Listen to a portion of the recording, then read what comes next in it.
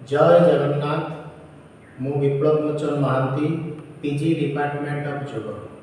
आज विषय वस्तु समाधिपादर 51 सूत्र 25तम सूत्र आलोचना सरी। आज 26तम सूत्र आलोचना करने पूर्व मु आपण मानक किछि कहिबी। आमर आज पर्यंत ऑनलाइन ऑफलाइन क्लास चालू रही। आपण मानक से सुविधा सब दिया जाइछि। तेणु आसंता काली ठारू ऑफलाइन माध्यम आपन को सब प्रकार सुविधा दिया ता सहित आमे आपन को पूर्व सब लिंक दे सारिछु। तेणु आसतु आज आमे प्रभु जगन्नाथ विषय आपण मान किछि कहबी। आज होची विश्व प्रसिद्ध पवित्र सुनावेश। यही सुनावेश तीन ठाकुर महन महन सुना परिधान करी भक्तजन को दर्शन दियंती। प्रभुंकर गोटे वर्ष 6 थर सुनावेश अनुष्ठित हुए। 6टा सुनावेश को दर्शन करने भक्तों पक्षे असंभव। से राजा कपिलेन्द्र देव कहवा अनुसार रथ उपरे ठाकुर को सुनावेश करा जाए। ये सबुठारु बड़ सुनावेश।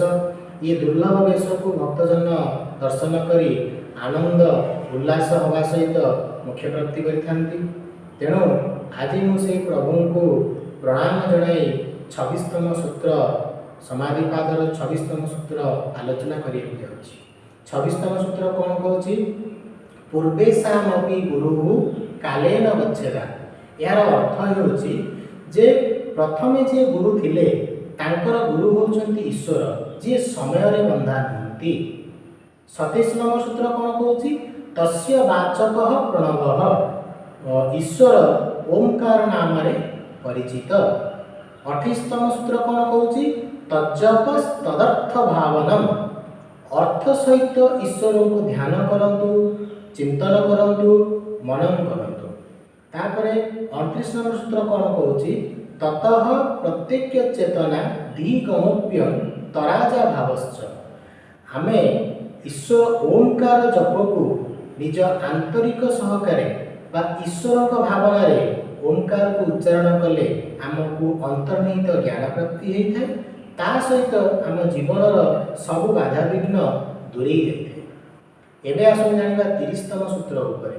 30तम सूत्र कौन कहछि? व्याधि स्त्यान संशय प्रमाद आलस्य अविरति भ्रांति दर्शन अलब्ध भूमिका तत्व चित्त विक्षेप अंतराय। व्याधि माने रोग, स्त्यान माने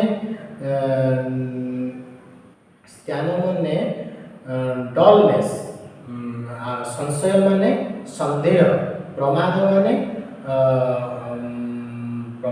केयरलेस माने बेदायित्व, आलस्य माने अलसुआ, अविरति माने वैराग्यर अभाव, भ्रांति दर्शन माने मिथ्या ज्ञान, अलब्ध भूमिकत्व माने होची अलब्ध भूमिकत्व माने होची आमर मनर एकाग्रता न रहिबा। अलब्ध भूमिकत्व चित्त विक्षेप माने आमर मनर शीघ्र एकाग्रता भंग हवा। विक्षेप माने विक्षिप्त हवा। अंतराय माने विघ्न। ए सूत्रर अर्थ व्याधि स्त्यान संचय अलब्ध भूमिका तत्व चित्त विक्षेप अंतराय। तेणु आज मुझे 26 रु 30 सूत्र आलोचना कली। आपण मैंने पूर्व सूत्र को सब देखु, पूर्व वीडियो को बुझिया चेष्टा करूँ, तेरे आप सब सूत्र को बुझीपारे। जय जगन्नाथ।